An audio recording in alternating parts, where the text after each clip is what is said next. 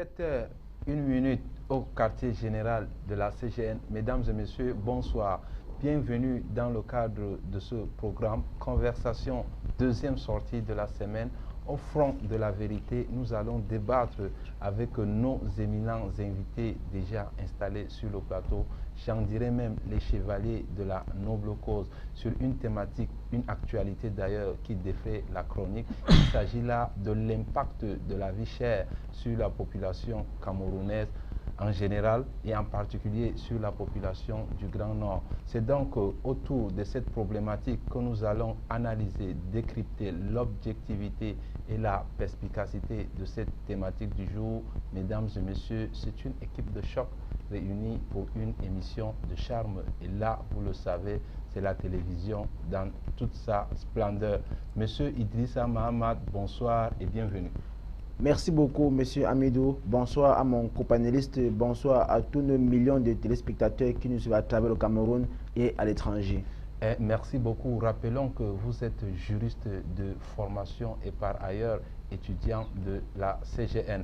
Et j'accueille un autre invité. Il s'appelle Issa Abdoulaye. Il est par ailleurs étudiant de la CGN. Monsieur Issa Abdoulaye, bonsoir et bienvenue. Oui, bonsoir, Monsieur Amidou. Et je profite une fois pour saluer mon panéliste, Monsieur Idrissa.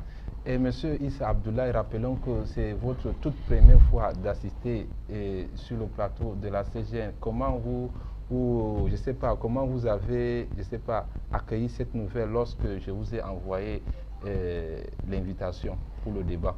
Ok, bon. Pour la première fois, comme j'ai vu le message, ça m'a un peu surpris. Mais par après, je me suis dit que non, c'est quand même le plateau de la CGN et que j'ai été choisi. Je suis choisi pour venir représenter quand même, pour venir débattre sur ce thème. Représenter la jeunesse représenter la jeunesse qui nous suit, surtout du Grand Nord. Et donc c'est vraiment un honneur vraiment pour moi d'être là, assis à côté de très cher Monsieur Amidou. Merci beaucoup. Et pour entrer donc dans le vif du sujet, je commencerai par vous, Monsieur Idrissa Mahamad. Depuis un certain temps, un certain moment, nous avons observé l'inflation des produits de première nécessité, notamment sur le triangle national. Dites-nous, qu'est-ce qui peut expliquer ce phénomène? Voilà. Vous savez, ce phénomène d'inflation n'est pas anodin. Voyez-vous, la guerre ou bien la crise qui sévit actuellement en Europe de l'Est entre deux puissances, je dirais la première puissance, c'est la Russie, la seconde qui est l'Ukraine.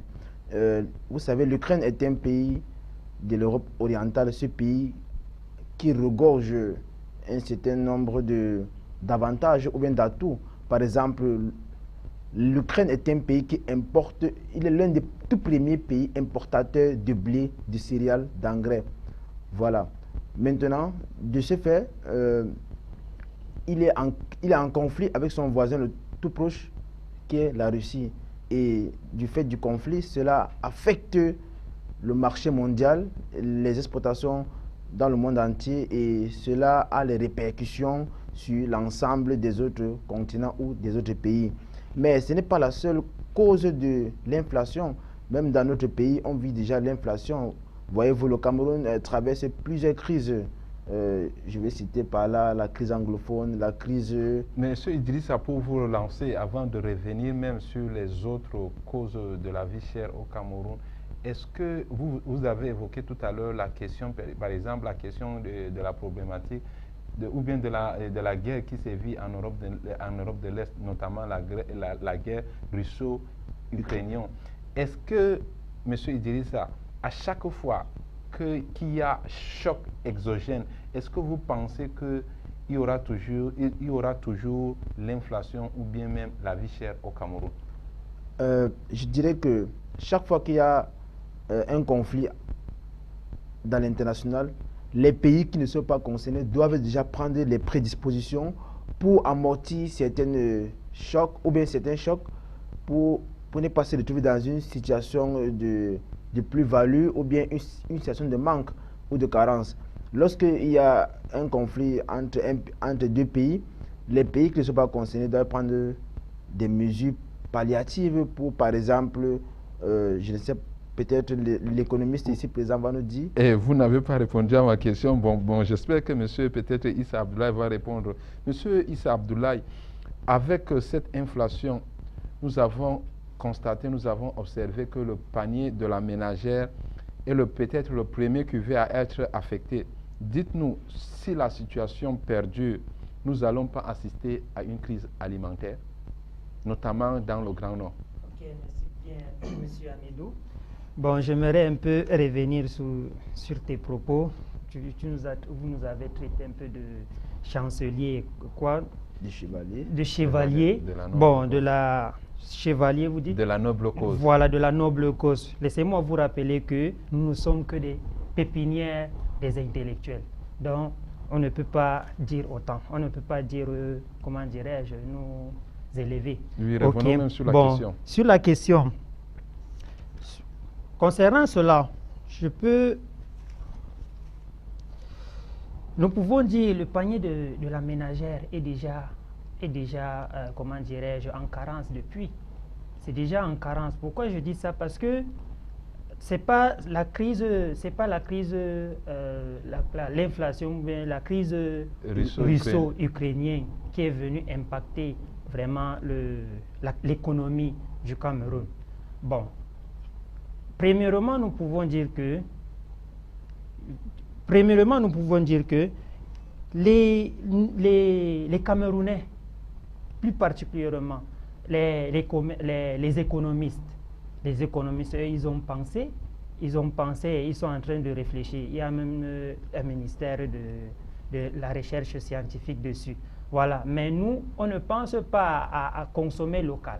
On ne pense pas à consommer local et à produire local. On pense toujours à importer. C'est ce qui a causé, c'est ce qui cause vraiment cette inflation maintenant.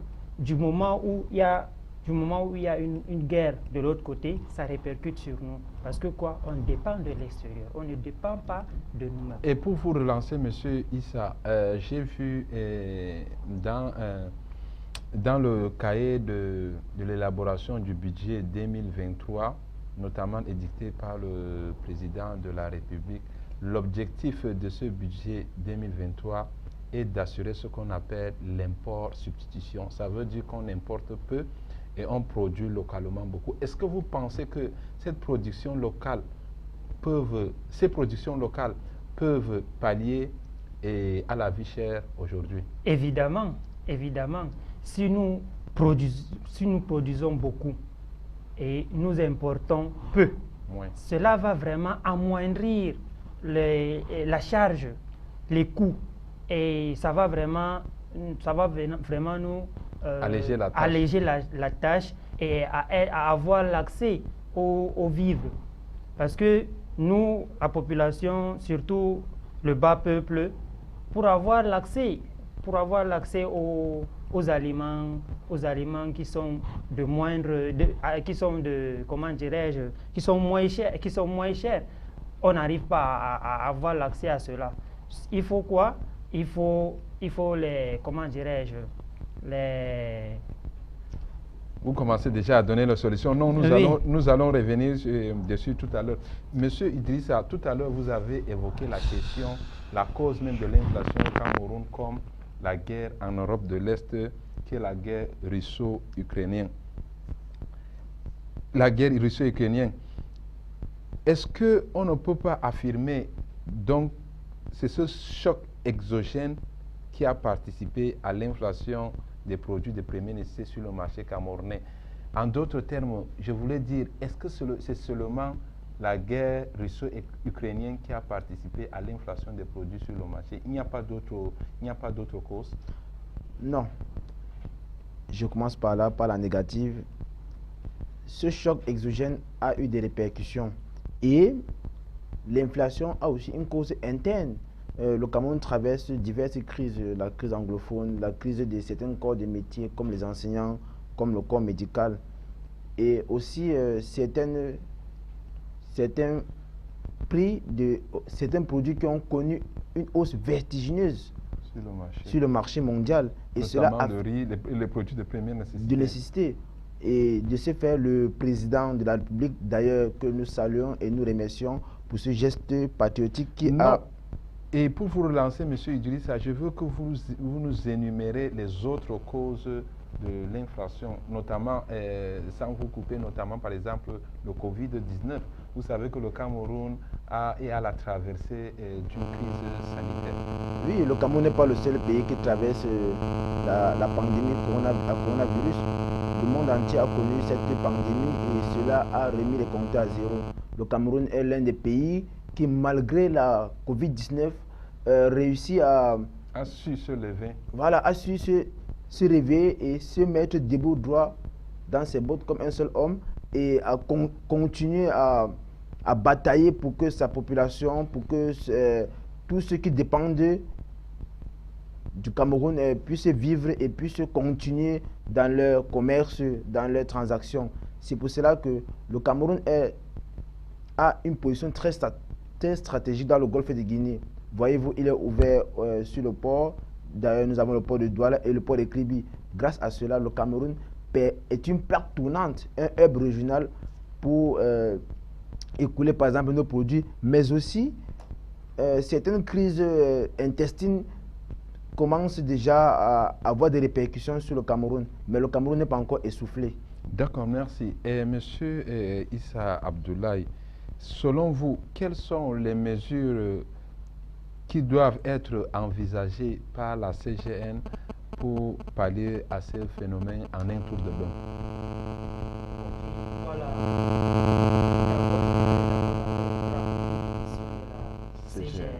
Parce que les missions de la CGN sont nombreuses, notamment on a le fait de révolutionner dans le but de l'équiper afin, n'est-ce pas, qu'elle ne soit pas de moindre parmi d'autres communautés. Vous comprenez un peu? Là, c'est l'une des missions principales de la CGN. C'est pourquoi, pour pallier à cela, je veux répondre cela en tant que marketeur. Étant donné que le monde, étant donné que comment dirais-je, les actions de la CGN sont nombreuses, nous pouvons par exemple faire des achats, c'est-à-dire les ventes soldes, les ventes flash. C'est quoi la vente solde? La vente solde, c'est on peut acheter en grande quantité dans les espaces, dans les grands espaces, dans les grands magasins, les supermarchés. On vient, on expose, comme par exemple il y a le marché Mirap qui le fait. D'ailleurs, on peut le faire en collaboration avec le gouvernement, oui, pour permettre à cette population qui n'arrive pas à avoir des produits de première nécessité à vil prix, n'est-ce pas, à les faciliter à les avoir. Donc, premièrement, la vente par solde, la vente flash. Et la vente flash veut dire quoi réellement? Expliquez-nous, en tant que marketeur, en tant qu'économiste. Bon, ce qui est là, la vente flash.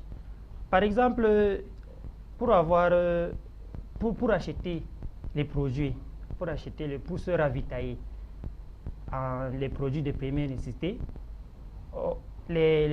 si on part dans les supermarchés, si on n'arrive pas à les trouver au prix que nous pouvons l'acheter ou bien les acheter.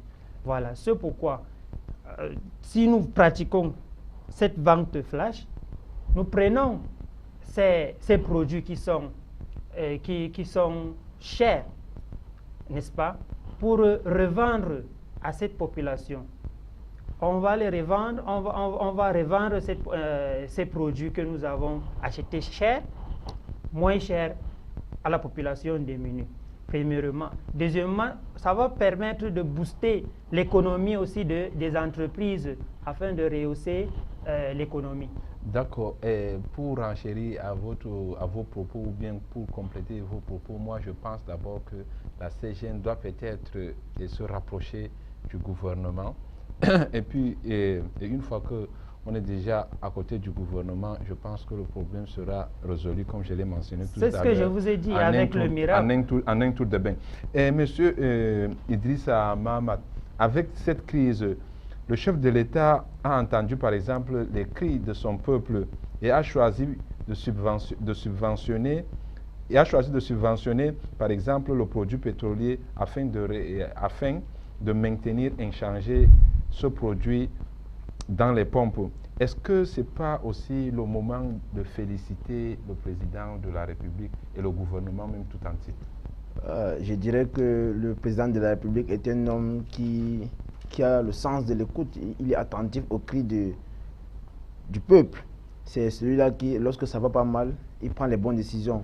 Vous parlez d'une subvention, je crois que c'est 105 milliards par rapport aux produits pétroliers. Effectivement. Voilà. Donc le président de la République, d'ailleurs que nous remercions et nous le célébrons chaque jour d'ailleurs, a compris que le Cameroun traverse les crises et il n'est pas resté anodin à travers ce geste qu'il a instruit pour réduire ou bien pour circonscrire l'impact de l'inflation sur les pompes.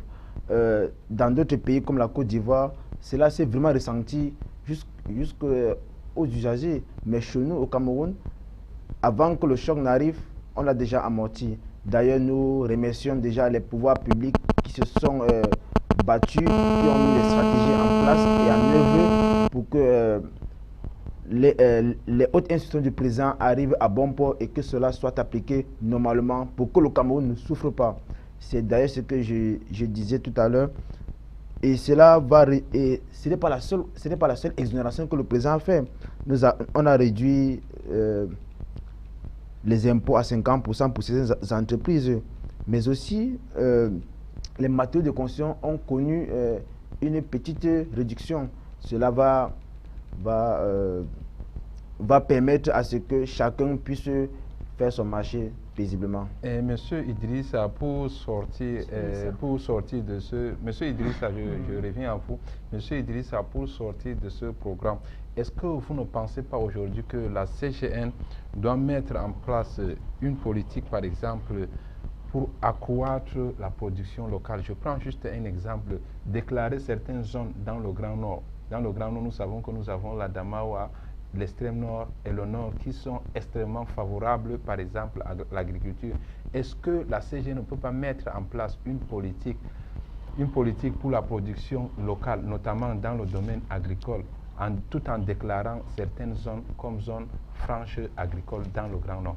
Oui, c'est une très bonne idée. D'ailleurs, je suggère aux spécialistes et aux techniciens, ou bien ceux-là qui sont aux conseillers du Dr Mamadou Baïr Fadil, de prendre cette prière ou bien cette pensée, cette idée pour que nous puissions la développer. La dernière fois dans l'actualité, on parlait de la plantation des anacards et cela s'est fait avec le gouverneur de la région de la Damawa.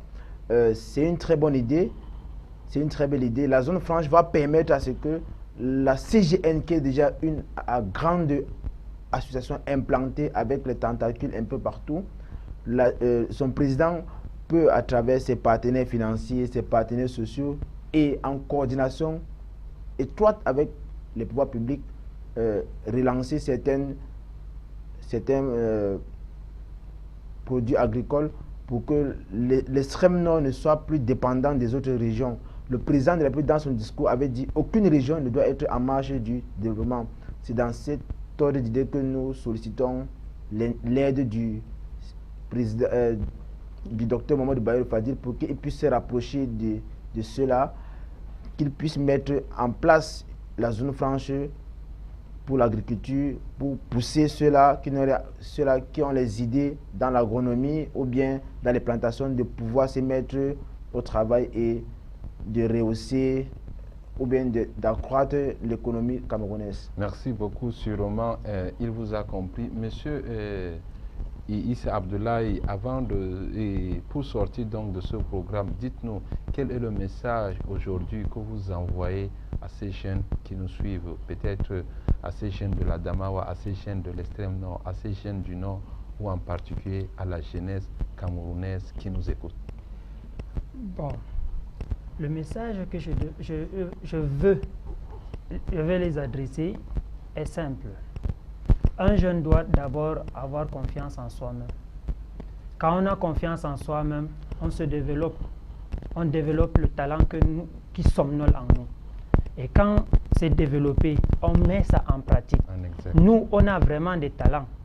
On a des talents. Maintenant, il faut l'accompagnement. Il faut l'accompagnement pour réussir, n'est-ce pas, à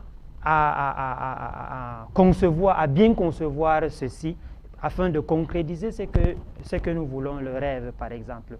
Et de deux, les jeunes, nous pouvons prendre le cas de l'entrepreneuriat. Nous pouvons, par exemple, investir dans l'entrepreneuriat. Et si on dit investir, on ne s'attend pas toujours aux fonds venant d'ailleurs. Oui, on doit d'abord se mobiliser, c'est-à-dire avoir un minimum. Dès qu'on a un minimum, on cherche alors les subventions. Et peut-être l'État, il y a un programme que l'État a mis sur pied pour l'accompagnement de ces jeunes. J'exhorte vraiment à ces jeunes de se rapprocher des organes compétents, vraiment compétents et dédiés pour l'accompagnement des projets. Et s'ils s'insèrent dans cette lancée, je pense qu'ils peuvent s'en sortir. Merci. Monsieur Idriss, en 30 secondes, le mot que vous envoyez aujourd'hui à ces jeunes qui nous suivent, à ces jeunes qui sont fiers de voir les jeunes qui ont la tranche d'âge comme eux aussi sur le plateau. Je vais être très bref. Il faut seulement croire en soi, comme mon compagnon l'a bien rappelé, et aussi travailler pour que ces rêves prennent forme, et aussi ne pas se laisser avoir par les discours défaitistes. Voilà, il faut être un grand rêveur et aussi s'investir soi-même pour que notre avenir soit de plus en plus radieux. Merci beaucoup, Monsieur Issa Abdoulaye, merci d'être venu. Et je pense prochainement on aura encore des pareils débats. Effectivement, c'est moi qui vous remercie, Monsieur Hamidou. Monsieur Idriss Mahamat, merci d'être venu. Vous, on sait déjà que vous êtes de la maison. On espère vous retrouver très bientôt. Merci beaucoup. Chez moi, l'invitation a toujours sa place. Je vais toujours honorer l'invitation de la maison. Merci beaucoup à la CGN et à son superviseur général. Merci beaucoup. Moi, le message fort que j'envoie à la jeunesse qui nous suit aujourd'hui, c'est de le dire, comme disait le président de la République dans son discours s'adressant à la jeunesse, il faut toujours oser. Il faut oser et oser toujours. Au moment où donc nous sommes au parachèvement de la décentralisation, le président encore a affirmé beaucoup plus la décentralisation est une pépinière d'opportunités dont il invite les jeunes à la saisir avec ses deux mains.